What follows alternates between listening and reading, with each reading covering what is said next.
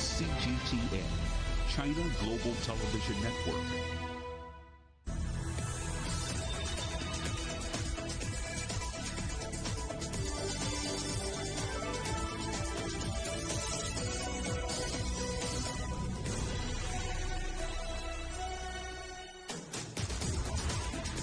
Live from London, this is Global Business.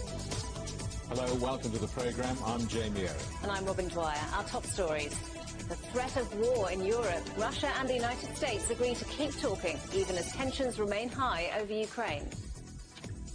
Our other headlines: ruined crops and 50,000 lives shattered. The first assessment of the damage in Tonga after the volcano and tsunami. In the bleak midwinter, UK retail sales sink in December as Omicron kept shoppers away from the high street. And it's lights, camera, but no action. The Sundance Film Festival rolls up the red carpet after COVID fears force it back online for a second year. We will keep talking to try to avoid the threat of war in Europe. The message from the talks in Geneva called to try to diffuse tension over Ukraine's border. US Secretary of State Antony Blinken has warned any Russian invasion would be met with a severe and a united response, as talks ended without agreement. Russia's foreign minister has demanded assurances over NATO-backed military support to Kiev during the meeting, which he described as open and useful. Well, let's talk now to our correspondent Chris Jones in Geneva. So, Chris, those talks breaking up with no agreement. What did Sergei Lavrov have to say?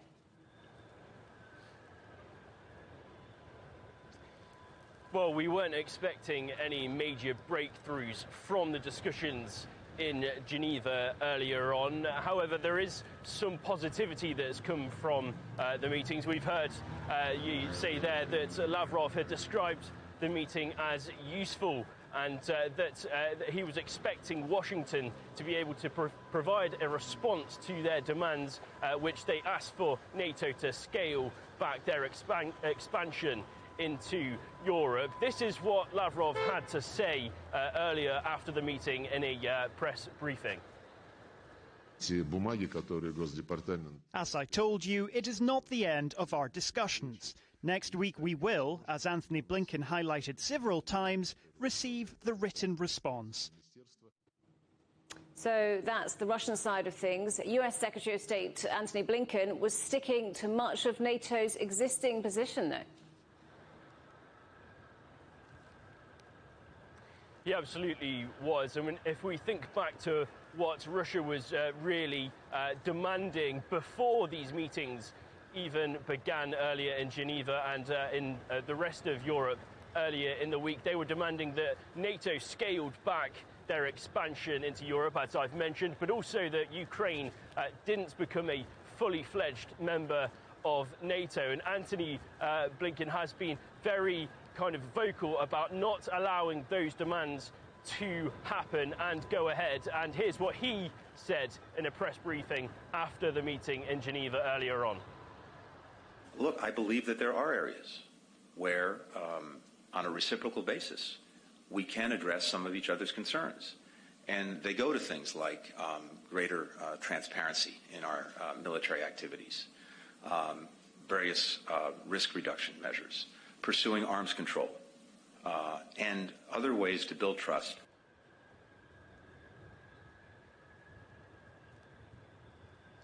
Now, that was Antony Blinken, and we've heard positivity from these talks, even though we weren't expecting there to be any major breakthrough. Both sides say that they now have a better understanding of one another. Despite that, however, there still remains around 100,000 troops on the Ukraine and Russian border, as well as troops expanding into Belarus for major war games as well. Despite that, these talks will have reassured the West and Europe that there is now a clear and positive dialogue between the US, the EU and NATO and Russia. The talks will continue into February, and all eyes really on those talks to see what solutions can be thought of and put into place.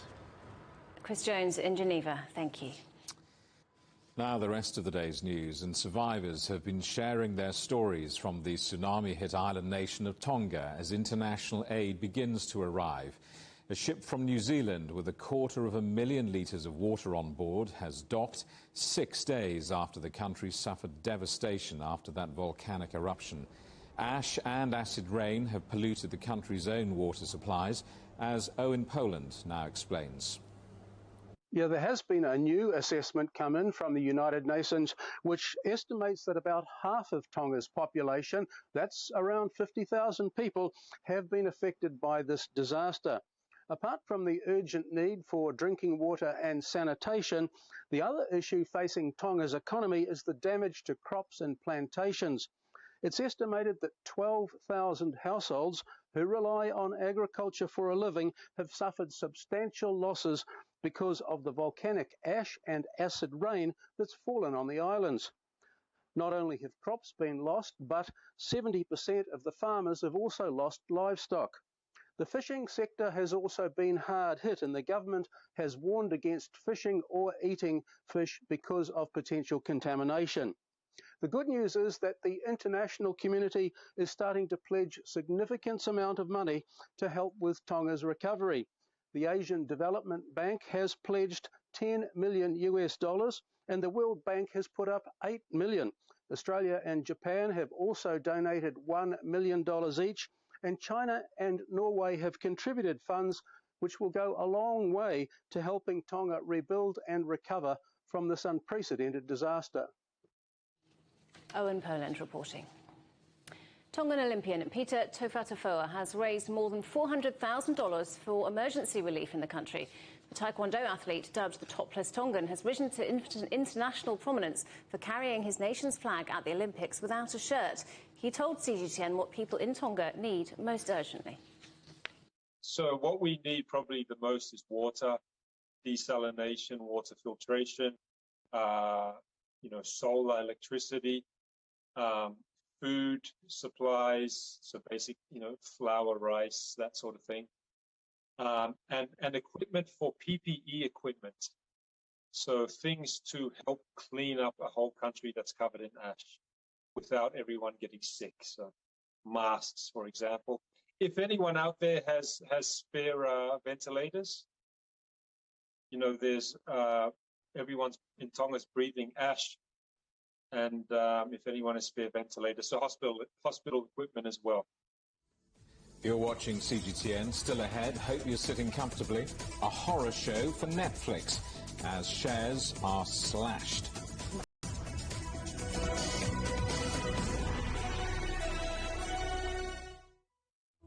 Search CGTN Europe wherever you get your podcasts to subscribe to The Agenda podcast. The Agenda with me, Stephen Cole, always gets to the heart of the story. Just subscribe today and listen now.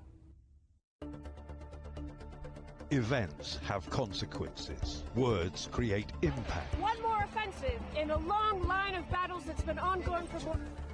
Just got to be careful here with some gunshots. Excuse us. The world today matters for your world tomorrow. The number of casualties is growing quickly. Why, this is one of the hardest hit towns in the region. The world today, every day on CGTN. Facing the unknown is always difficult. In a world in turmoil, it's easy to lose orientation. But when the storms come, we have to see the possibilities, reinvent, find new opportunities, discover a path forward. CGTN. See the difference.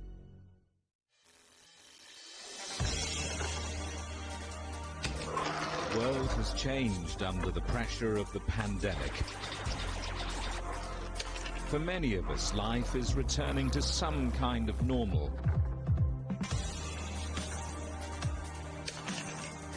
As we're adapting to changes in all of our lives, let Global Business Europe be your guide to the new normal. Join us weekdays on CGTN. Beijing, China's capital and its cultural nerve center. a modern metropolis with traditional roots. And now it becomes the first city in the world to host both Summer and Winter Olympics. After 14 years, the biggest sporting extravaganza returns to Beijing. Thousands of athletes from around the globe will compete in over 100 events at 3 zones. Cheered on by over 1.4 billion Chinese citizens and millions abroad. CGTN will bring you a ringside view of the historic event. 2022 Beijing Olympics, the games that matter on CGTN. See the difference. This week on Razor, Guy Henderson meets the scientists who are working to revive the underwater kelp forests along the UK's coastline and bring back its biodiversity. This is a small experimental area, but if we can prove that the removal of trawler pressure itself results in a rewilding and a regeneration and a recovery of things like fisheries for local fisheries and so forth, then it's an argument for doing it everywhere.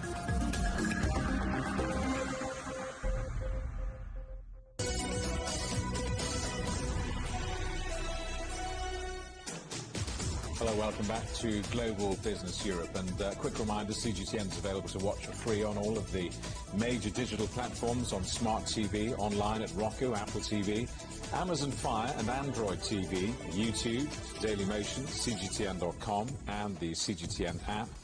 And in the UK, on Freeview.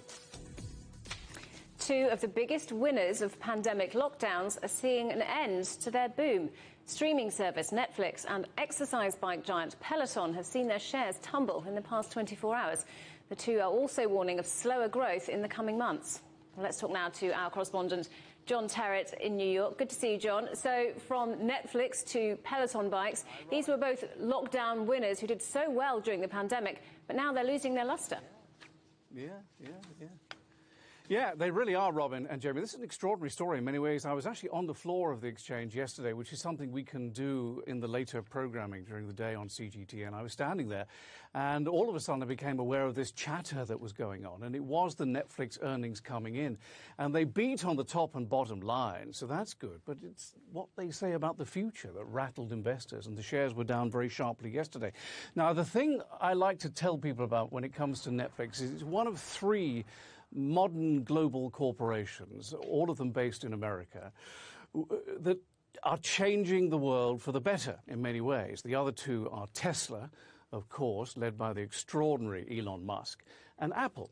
And the third one is Netflix. I mean, who could have believed that Netflix would have achieved what it has achieved? Just think back 20 or 30 years, and all these kind of programs were put out by television stations, and you had to wait till the following week to see them. So in that sense, they've really changed the world. Now, Netflix has been written off so many times, including by me. Back in 2007, when they said they delivered 1 billion CDs or DVDs and that they were switching to streaming, I was a very loud voice saying, well, that's a bad business decision. What a mistake they've made. That's the end of Netflix. And of course, I was completely wrong, and now they are one of the most successful streaming operators in the world. And a great success in the pandemic, along with Peloton and also Zoom. That was another very great success, thanks to the awful pandemic. Now, the thing is, the share price at Peloton, and particularly at Netflix, is driven by the number of subscribers. And what happened yesterday was they've beaten the top and bottom line, but they said in the first quarter that we're now million subscribers. Sounds a lot, but when you remember in 2021 they added 3.98 million over the same period, so roughly half. As a result of that, the shares were sharply down last night. They're now down 24%. Disney is being dragged down with them. We'll hear from Disney on the 9th of February. Their shares are down 6% at the moment. But the big question is, there's so much competition in streaming, so much, that is there proof now that streaming as a business can actually grow? As I say, you should never write off the Netflix management people. You really shouldn't. But listen to what they're up against. Disney, Apple, Amazon Prime, Roku. I just heard you mention that, Jamie. HBO, and then in America, Peacock is NBC. CBS television has a streaming service as well. This is the problem they face. You know, it could be that we're reaching saturation point. The other story is Peloton. Shares up 8% at the moment. Now, CNBC is reporting that they're temporarily halting production of their bikes, you know, the bike with the TV on the top, and also the treadmills, because of a lack of demand, a big lack of demand drop off. Now, Peloton, a massive winner in the height of COVID-19 for obvious reasons. People bought them so that they could exercise in their basements and things like that. In fact, my daughter did exactly that. But and they have huge plans for the future. The CEO wants to put big studios in Los Angeles and New York and London and goodness knows where else to produce their kind of programming with big name stars and, you know, attractive shows and backgrounds so that people will enjoy exercising with what they offer. So that's one worry. And the other worry is that insiders, i.e. the bosses, are accused here now of selling almost $500 million worth of shares at the peak of the share price, now that it's tumbling sharply. People are asking questions, well, what did they know and when did they know it? Having said that, though, right now, Peloton shares are... I think I may have got that wrong, actually. I'm sorry. I think Peloton shares are still down 24%. Quite a sharp drop-off. And, John, that's Netflix and Peloton, you might say, licking their wounds. The cryptocurrency market also seeing a dramatic crash. What's behind that? Yes, well, this is because Russia is making noises that it may ban cryptocurrency. Also, the interest rate hikes going on, which are hobbling shares at the moment in the United States and around the world, but particularly here, do the same for cryptocurrencies. And on top of that, there is the threat of real regulation coming. Now, the story in Washington is that the consensus there is that Congress should be the body that decides who regulates cryptocurrency in North America. Will it be the leading regulator, the Securities and Exchange Commission, or will it be something that I bet you've never heard of before called the Commodity Futures Trading Commission? In other words, is crypto a stock? Is it a commodity? Is it something else? Well, the consensus is for Congress to make that decision. And President Biden has a working group on cryptocurrency over at the White House reporting to him. And in December, they said that they favored Congress making that decision on regulation as well. So for all those reasons, we've seen a big sell-off this week in crypto. I believe Bitcoin is down something like 9% this week, something like that. And, John, you mentioned President Biden there. He's also going to be speaking about the semiconductor crisis. What's he going to be saying? Yes, this is just coming in here. Basically, I understand that President Biden is going to make some kind of announcement today regarding the issue of microchips. As you know, there's a real global shortage at the moment. I'm told that he's going to talk about a $20 billion investment in a new Intel factory. Now, Intel is, you know, one of the great names of chip making in the United States, based at Santa Clara in California, but it has had a very tough time lately. And we think that in 2021, Samsung overtook Intel as the major chip manufacturer. We won't get those figures until January, but we think that's going to be proved when the end of the month comes. I think Biden's also going to press Congress to pass legislation to address the semiconductor shortage. Well, good luck with that, because obviously he has very great trouble getting anybody to do anything up on Capitol Hill. But anyway, that's what he's going to do. And I remember reporting for you last week, Taiwan Semiconductor boosting its R&D, its research and development, to $44 billion just this year to try and achieve the same aim. So a lot of competition in microchips, but equally a lot of demand for them, particularly in the auto industry. Guys? John Terrett in New York, thanks very much indeed. Well, that's the story in the States, this side of the pond. So much for a bumper Christmas for retailers. UK sales sank 3.7% in December as Omicron scared in-person shoppers from the high street. The Office for National Statistics said there was a 7.1% drop in non-food and clothing purchases too. So what's going on? Richard Hyman is a retail expert. I asked him to explain the numbers. I think it was always on the cards that Christmas sales this year would have been pretty disappointing and reflect what was a very difficult time for consumers in general. You know, whichever country geography you're in, everyone has been affected by the pandemic. Everyone's at a slightly different stage, but the impact of the pandemic on behaviours and on spending and appetite to buy things, even though it's Christmas, has been felt everywhere. So quite why economists put on the rose-tinted glasses and expected it to be reasonably good. I'm not sure. From my perspective, they could have been a bit worse. What part does online retail, online shopping play in this story and these figures? Well, online plays a fundamental part. It is the fundamental headline, in my opinion. The thing about online retailing is that returns are much, much, much higher than they are in store-based retailing. This is where people bring back goods that they don't like. They buy two and end up sending one back. That's what you mean by returns. I do indeed. And actually in fashion, typically it's a hell of a lot more than two. It's 5, it's 6.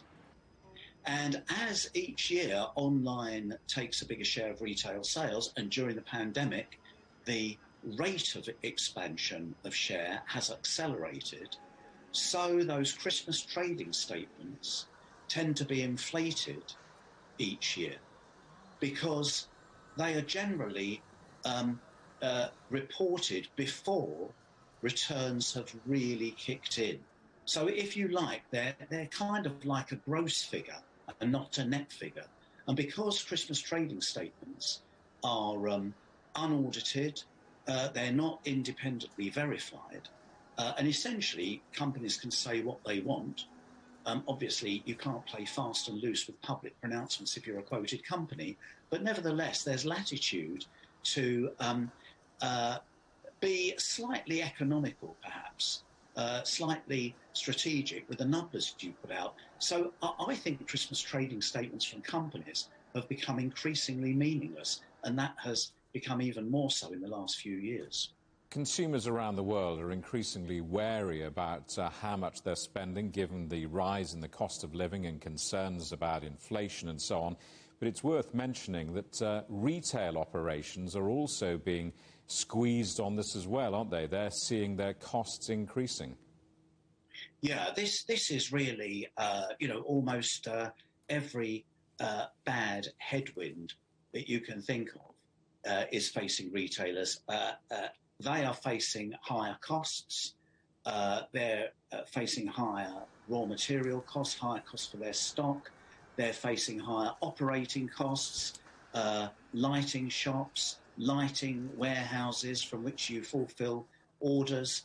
And then on the demand side of the equation, consumers are going to really feel it because all of what I've said about rising costs on the supply side from the retailer's point of view is going to have to be passed on in terms of higher prices, higher retail prices. And although we've got wages going up, I think that they will lag materially retail price inflation that is already percolating through. So I think spending is going to be squeezed in 2022 and maybe beyond. You're not having any of those new planes you ordered. That's the message from Airbus. The plane maker has said it will not deliver 50 new jets to Qatar Airways and will refund their order. The move increases the tension in a months-long dispute over Qatar's grounding of another Airbus plane, which has now gone before a judge. Our correspondent Ryan Thompson reports. A major business spat is underway between Airbus and one of its biggest customers, Qatar Airways. Relations were already tense, but now things have taken a turn for the worse after Airbus revoked the state-owned airline's order for 50 of its A321 jets. The move widens the existing dispute with Qatar Airways over the fleet of Airbus A350 planes, which Qatar says is not up to the necessary safety standards. They said planes are damaged with blistered paint, cracked window frames, and a layer of lightning protection has eroded. Qatar's national aviation regulator has ordered the airline to stop flying 21 of their 53 A350s. In exchange, though, Airbus has offered to pay $175,000 per day per plane in compensation initially. But now Qatar Airways has filed suit in a London court seeking a $618 million compensation payment for the 21 grounded jets, plus $4 million a day as the row drags on. Airbus has said it will deny in total the court complaint and has accused Qatar Airways of mislabeling the problem as a safety concern.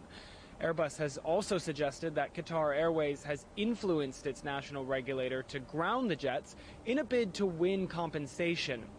All of this, though, could affect the World Cup later this year, which will be hosted across Qatar. Without the long-haul jets in its fleet, the airline would have to cut vital passenger capacity. And as for that decision to revoke Qatar Airways' order for those A321 planes, well, it won't set Airbus back too much. The plane is prized, with no new models being available until the earliest delivery in 2024. In fact, it's likely that other airlines will see their plane orders being delivered a lot sooner now.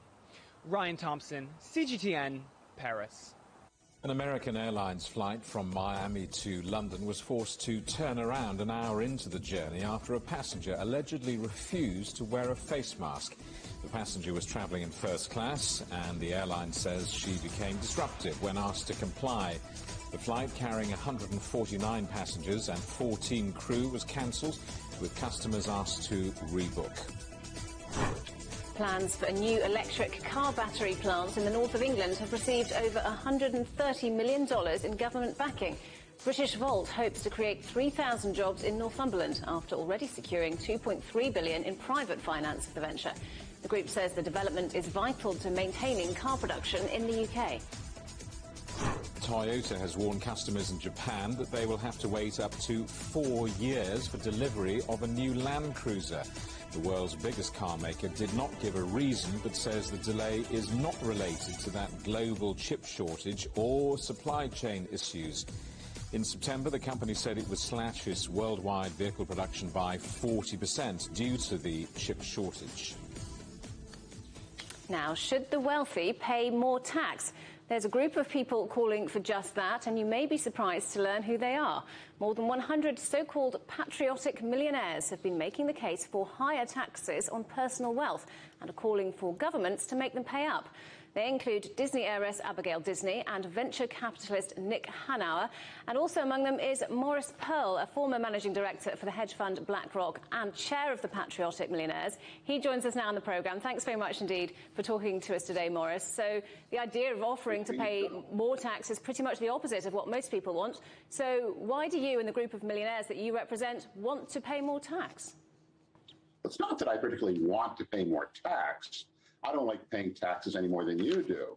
But I want a system where we have enough money from the rich so that we don't have a huge number of indigent people who aren't able to pay their bills. We investors and business people are only able to make money when we live in a society with lots and lots of people who are able to pay for things and make enough money to live on. We don't want a country with a few rich people and lots of poor people. That does not work. So do you think that the current setup means that the super rich are actually, in some cases, paying less tax than those who earn far less? Warren Buffett, for example, claimed he paid less tax than his cleaner. And he's right. Part of the problem is that we tax people on what we call taxable income here in the United States and in other countries too. And if you're very rich, you don't need any income. Somebody like Warren Buffett and somebody like me, we make all of our money from investments. We don't make salaries and wages. We don't get paychecks that have tax deducted from that every week. And yeah, as a percentage of the money I make, I pay far less than people that actually work for a living. Many wealthy people, though, give a lot of money to charity. Is that enough? Are they contributing that way instead? Well, I've nothing against charity, and that's great. I'm all for charity. And it's very easy to, raise a huge amount of money to, build a new concert hall and put someone's name on it. But we also need other things, too. We also need sewage treatment centers. We also need schools in the neighborhoods where poor people live. We need a lot of things. And we want our country to run democratically with people, all the people making decisions through their elected representatives. I don't want to live in a country where a few rich people make all the decisions on what should be done in society. That's not democracy. So how much more tax should you pay? We've lived very well in our country for many years with the rich paying taxes of 70% and more of the income they make. Now that's down below 40%. And we're seeing the rich get richer and richer and richer as everyone else is struggling to get by and getting farther and farther behind. We have to change that. So do you think there's a problem around rich people thinking that governments don't know how to spend their money wisely and that perhaps free markets are a better channel of change? Well, I mean, that's ridiculous. Of course, the government doesn't do everything perfectly, but a lot of what rich people don't like is that the government is taking some money from them and spending it to help the lives of those people who are less fortunate. Many of our rich people, in fact, almost all, became rich because they were born that way, were born to very wealthy parents and had huge advantages that many people did not have, not all, but most. And that doesn't mean that they are somehow more deserving than everyone else. We need to be able to tax the rich and use some of that money to avoid having huge numbers of people who don't have enough money to get by. That does not work. Do you think there's such a thing as being too rich, though? Well, no, I have nothing against rich people. I mean, I have an organization called the Patriotic Millionaires. We think everyone should be a millionaire. Believe me, it's great. I recommend it to everyone. But I do think that those people who have had the good fortune to become very wealthy should pay taxes at least the same rate as people like you who work for a living. It's just not right that people who are very wealthy have lower tax rates than people who work for a living. That's not sustainable. People are not going to take it anymore. People are giving up on being cooperative, and we're seeing people protesting. We have to change course. Maurice Pearl, great to talk to you. Thanks very much indeed for joining us today. Great to be on your show. Thank you. You're watching CGTN. Still ahead, down but not out. UK Prime Minister Boris Johnson looks to have fought off rebels who wanted him to resign, but his job is far from safe.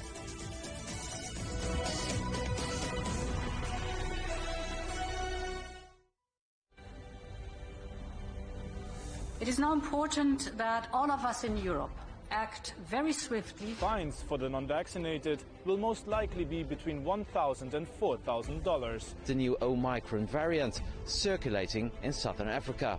The financial markets have also reacted badly to the news. Growing dissatisfaction with the way the Dutch government is handling the pandemic. Cancelling the city's main public Christmas markets for the second year in a row. Protests and riots by those opposed to restrictions and vaccinations. There is no room for complacency in this ongoing battle against COVID. On the agenda with me, Stephen Cole, we look up into space. We look down into data. We look at debt. We look at politics. We look at opioids, climate change. We look at all the issues that really matter around the world. But you matter too. We want to tell the stories you want to see and hear about. Make it your agenda.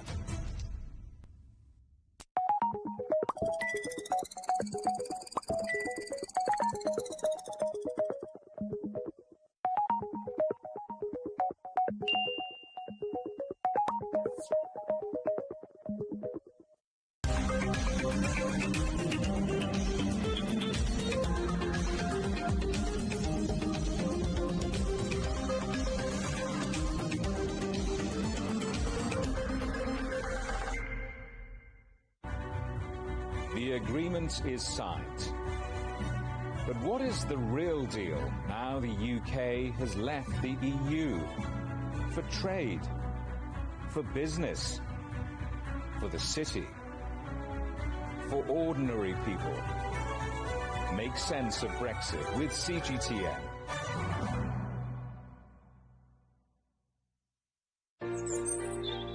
Ever wondered what's the difference between a bear and a bull market?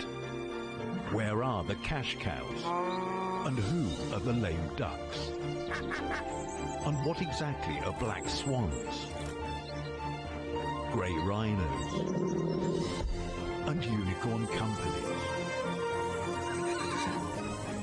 Make sense of it all with Global Business, only on CGTN.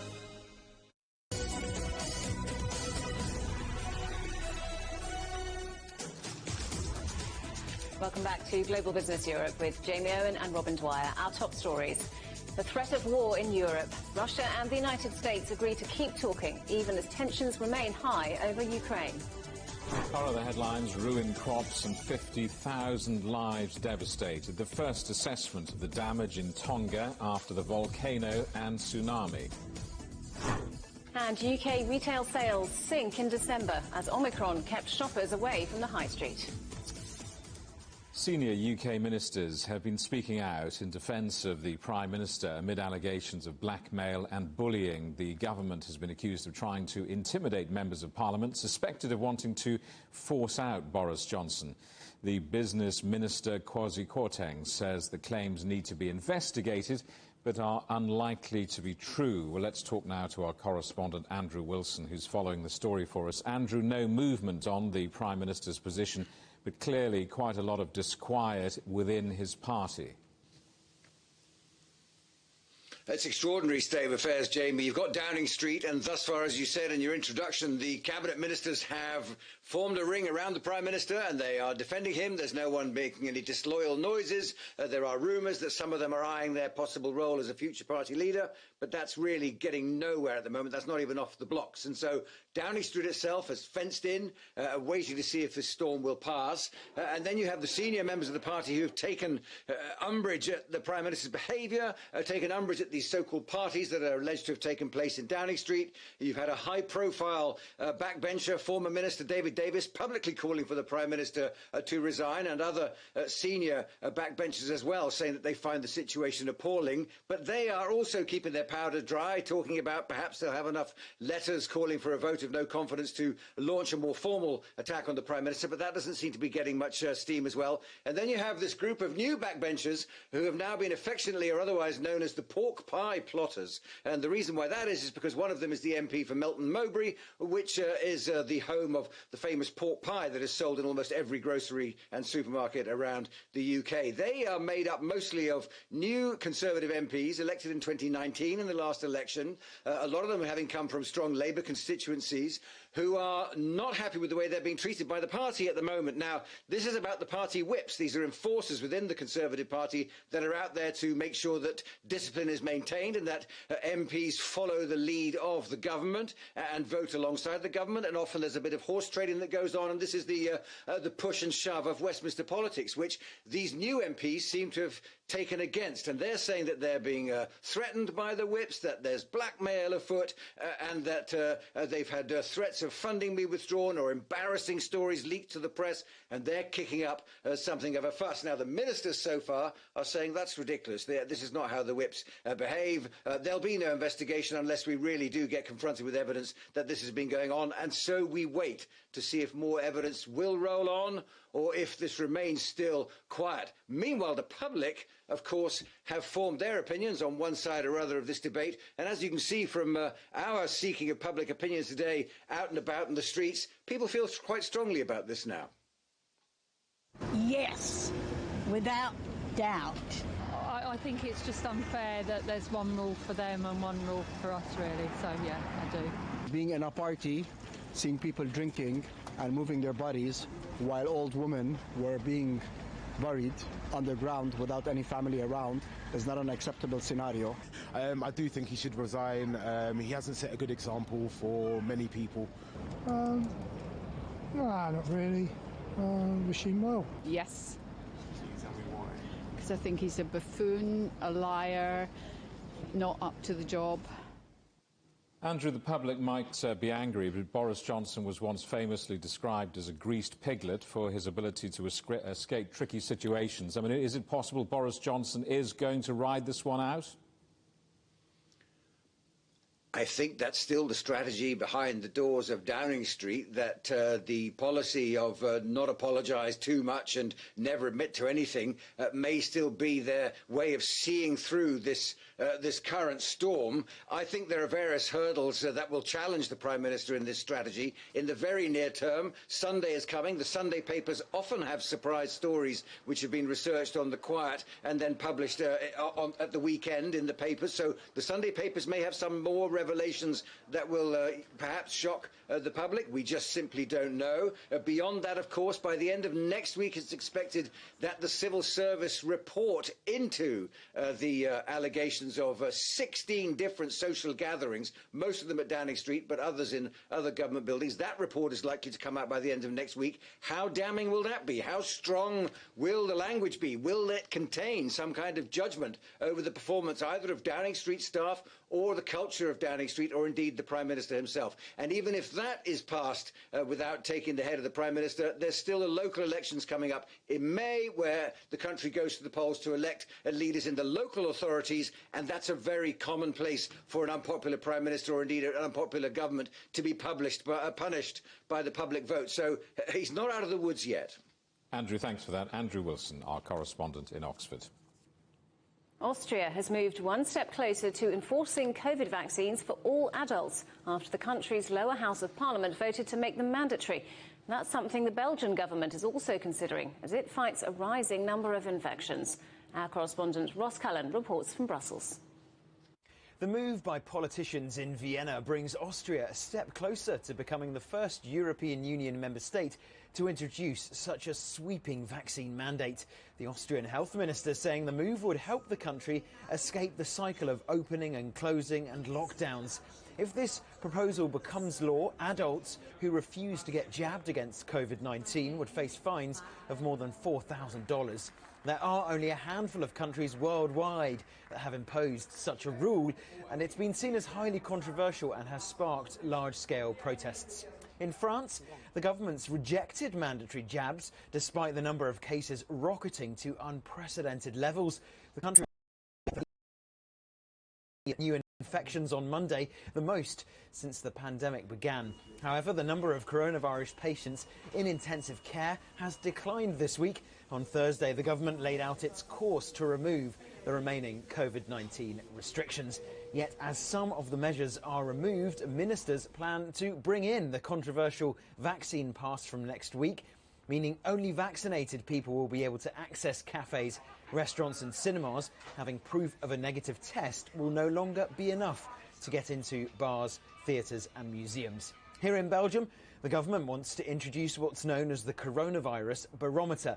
That will trigger certain restrictions when specific infection levels are reported. It's designed to give more predictability to Belgium's COVID-19 policy, specifically for the culture, hospitality and sports sectors. Ross Cullen, CGTN, Brussels. Jury selection has begun in the trial of 3 former Minneapolis police officers involved in the death of George Floyd, which sparked a global outrage.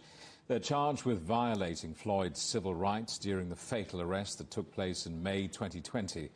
CGTN's Dan Williams sent this report from the court in Minnesota. A freezing morning in St. Paul, Minnesota, as jury selection began in the U.S. federal trial of 3 former police officers involved in the death of George Floyd in May 2020. Tu Tao, J. Alexander King and Thomas Lane all face Justice Department charges of abusing their position as police officers to deprive Floyd of his constitutional rights. It comes some 9 months after another former officer, Derek Chauvin, was convicted on state charges of murder and manslaughter. Chauvin was filmed kneeling on Floyd's neck for more than 9 minutes in May 2020. King and Tao also face an additional charge that they willfully failed to intervene to stop Chauvin's use of unreasonable force. All have pleaded not guilty to the federal charges. A separate trial on state charges of aiding and abetting murder is set for June 13th. Among a very limited number of people allowed into the courtroom during jury selection was Courtney Ross, George Floyd's fiancée. I tell a lot of people, when you've lost someone, there really never feels like there's justice. But I truly believe that these men need to be held accountable. And accountability means that a guilty verdict will come. And they'll have to spend their time in jail just like everybody else who commits a crime does. Almost 20 months have passed since Floyd's death. There has been some progress in addressing issues around police brutality and racial inequality. But Ross believes so much more needs to be achieved. Minneapolis, I believe, is starting a foundation for how we are going to react now in the future to citizens and the way we treat them and the way the police need to respond to that. We are showing people that we are not going to accept these old racist ideologies anymore. We're game changers in Minneapolis. The judge in this trial has said that jury selection could be completed by week's end and expects the trial to last about 4 weeks, while the questions and the issues raised by Floyd's death will no doubt take much longer to address. Dan Williams, CGTN, St. Paul, Minnesota. You're watching CGTN. Still ahead. A digital doctor, why one of the world's biggest skincare companies is moving into diagnostics.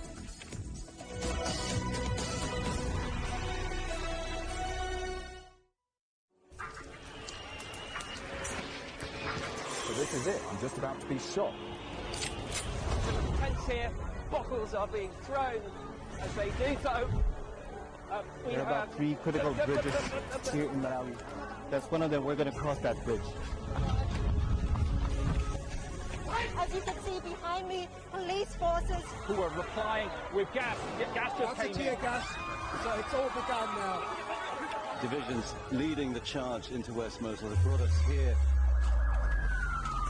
Just got to be careful here with some gunshots. This is where most of the fighting has been concentrated. Is the front line now after 9 days of fighting? We're about 2 to 3 kilometers from within the front clear line. view of this front line position. Mari, what would you say is a good question? Stephen, I'd say it's one where there's always more than one answer. The Answers Project is a new podcast series from CGTN Europe.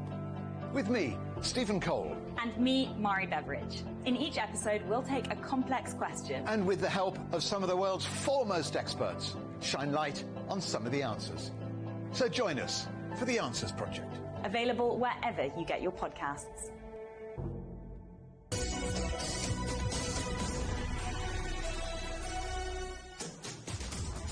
Welcome back to Global Business Europe. The world's largest cosmetic company, L'Oreal, has announced a major shift into digital healthcare. It's partnering with Alphabet's life sciences company Verily to diagnose skin problems online. Well, Guy Baluch is the Global Vice President of L'Oreal's Technology Incubator, and he joins us now. Thanks very much indeed for being with us today. So, do you think that patients worried about skin problems will trust a brand that's really better known for its beauty products than doctors? Well, thanks a lot for having me, Robin. I really appreciate it. And I'm super excited to talk to you about our partnership with Verily. First to tell you, I think you know our company for the last century has been really centered around science and technology. We were created by a scientist and we put a lot of effort into understanding skin biology and skin health. So I think what's key is that, you know, we have the products, but we also have access to over 200,000 dermatologists in our network.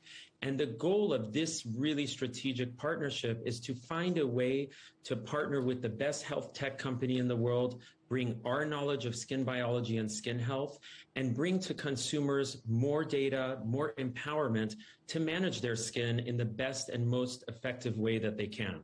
And I think in that way, they really will end up trusting this platform, which will be something that will really empower and help people. Where today you have 1 in 4 people that suffer from skin conditions in the world. That's almost 2 billion people in the world today. Doctors have been offering remote consultations for a while, especially during the pandemic. So what's new about what you're offering? You're absolutely right. Telemedicine has been happening for a long time. That's like video consultations and accessibility with your dermatologist and doctor, which is something that's really important. But what this collaboration is aiming to do is to bring an ecosystem. Today, I can have a consultation with my doctor or my derm, but then it will be another 6 weeks to 8 weeks until I have another session with them. So the goal of this partnership is to bring together an ecosystem of data so that, for example, if I have eczema, I have a consultation with my dermatologist. I can go after, take images on the platform that will have algorithms co-developed by us and Verily. be able to have a conversation with my dermatologist in real time. The derm will be empowered with more technology, sensors, and optics that we will provide them to see even more underneath the skin. And so it's really about managing my skin in a more proactive way, moving from reactive to proactive, and ensuring that people have the opportunity to follow the progress of their skin health. And I think that's what's really the goal of this partnership, which is taking what's been done with the telemedicine field, which is fantastic, but bringing an actual digital and technology real-time system around it so we can help people manage proactively their skin health. Guy Baluch from L'Oréal, thank you very much indeed for talking to us. Thank you so much. Hundreds of people are feared dead after a boat capsized on the Congo River in the Democratic Republic of Congo. 180 passengers have been rescued, but it's thought up to 600 people were on board. Officials say the vessel was overloaded with cargo and passengers, but have not confirmed numbers. Rescue efforts are underway after an explosion in Ghana killed at least 17 people and flattened a rural community. The government says a truck carrying explosives to a gold mine collided with a motorcycle. Officials say 500 buildings have been destroyed and survivors in critical condition are being moved to the capital, Accra. 4 officials from Belarus have been charged with piracy by United States prosecutors over the diversion of a Ryanair flight to Minsk last year. The dissident journalist Roman Protasevich, who was on board the flight, was arrested after it landed unexpectedly on its way to Lithuania from Athens. If the men were tried in a U.S. court, they would face a life sentence. Barbados' ruling Labour Party has won a landslide victory in the Caribbean country's first general election since it became a republic last year. The island removed the British monarch as its head of state in November. Opposition leaders had criticised Prime Minister Mia Mottley, who's won a second 5-year term, for holding a snap election during the pandemic. Europe.cgtn.com has all the week's top stories from China. Here's a quick take.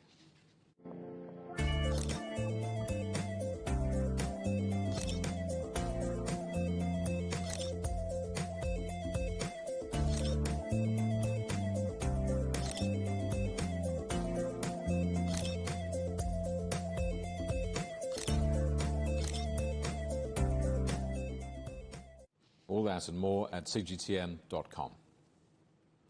In Spain, rising fuel prices and poor working conditions have pushed the transport industry to breaking point. This year, the government will set out plans to introduce more road tolls to help curb carbon emissions, but the timing of the initiative has rankled. Rahul Pathak reports. It's an early start for Sergio Lorente. He's one of the drivers hired by Madrid-based company Discarlux to make sure Spanish restaurants get their regular supplies of meat, chorizo and sausages. His industry has been hit hard in recent months. Half the country's truck drivers are self-employed and have gone on strike recently to protest the 40% increase in fuel prices in the last year alone. Transport costs are set to get even higher. This year, the government will put in place plans to reduce their carbon emissions by over 20% by the end of the decade. Pay tolls will be slowly introduced on all major intercity motorways and connecting roads by 2023. The pay tolls will affect us for sure, and that's added to an increase in fuel prices and other costs involved in transport. We use road transport to deliver all our goods. So for sure we will need to increase the price of our products. Now the timing of the decision has been questioned by many within the industry. Those in government say that it's a necessary step to allow Spain to meet its EU targets for greenhouse gas emissions. However, for those workers whose livelihoods depend on transport, their ever-decreasing profit margins mean that they think that this is a step too far. Environmentalists have largely welcomed the proposals. In Europe, the Spanish pay around 70% less than other countries that use tolls. It's hoped that it may encourage more use of public transport on trains and buses, which have seen a large drop during the pandemic. However, experts believe they should keep their options open when looking to reduce their carbon footprint. It's a good idea to apply a new tax on carbon, but I believe they could look to do that at source. A tax on the most polluting vehicles, such as diesel. They could impose taxes at the factory, regardless of the road usage. I think that would have a bigger impact and not punitive measures that could be seen as unpopular. The government has been challenged on this by both sides of the political divide. They may have to consider concessions for an industry that has been badly hit. Spanish Prime Minister Pedro Sanchez and his coalition can expect some tough questions ahead before they get the green light on any new legislation. Rahul Pathak, CGTN, Madrid. The Sundance Film Festival is about to get underway in what will be the second virtual event in 2 years. The organizer of the event in Utah cancelled the in-person festival as COVID cases across the United States hit an all-time high. Adiz Tianshan reports. Red carpets have become a thing of the past, with Sundance, the United States' biggest independent film festival, cancelling its in-person event for the second year in a row. A benefit this year and last year was we're not going to get sick by having to travel to a festival. So that's a big one. The move comes as the highly contagious Omicron variant has led to a nationwide surge in coronavirus infections. I mean, what's causing all these cancellations is the variant and, how transmittable it is. And basically what happens is these organizers, these producers sit down and say, okay, one, what kind of event could we have if it's in person? Two, will anyone show up? And that was the big question, especially with Sundance, because they were really trying to make it happen in person. And really the word got out there that most of the talent, they were not keen on flying into Park City for Sundance. Cutting travel and ticket costs, the online event will be much more affordable and could attract more participation, though critics argue that virtual sessions do not fully capture all of the interactions and emotions in a prestigious event with stars. The festival's director doesn't agree. I was with directors who were in tears in their Q&A and just before, because it was the same momentous experience as it would be in person. While Sundance goes online, the Palm Springs International Film Festival set for this month was cancelled, and the Grammy Awards and the Critics' Choice Awards have both been postponed. Arguably the most prestigious film awards ceremony, the Oscars, are coming up in March with a lot of uncertainty surrounding it. We just don't know. We don't know because of this variant. We don't know where we'll be at the end of March. So does that mean less people, more people than last year? I honestly don't think anyone knows. Many unknowns in yet another award season overshadowed by the pandemic. It is Tianshan, CGTN, Los Angeles. Rock legend Meat Loaf has died at the age of 74.